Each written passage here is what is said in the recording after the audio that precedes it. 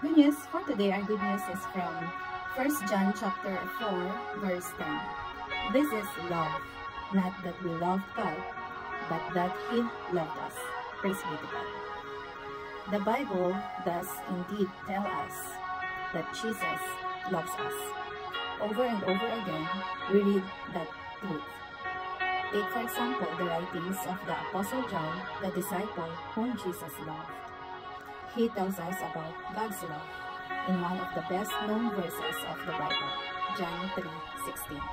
For God so loved the world, He gave us His only begotten Son, that whosoever believes in Him will not perish, but have eternal life. Hallelujah. John reinforces that message of love in 1 John chapter 4, verse 10. This is love, not that we loved God, but that He loved us and sent His Son as an atoning sacrifice for our sins, just as John knew Jesus loved him. We too can have that same assurance. Jesus does love us. The Bible tells us so. Jesus loves me. This I know. Let's pray. Dear Lord, thank you for the assurance that you love us.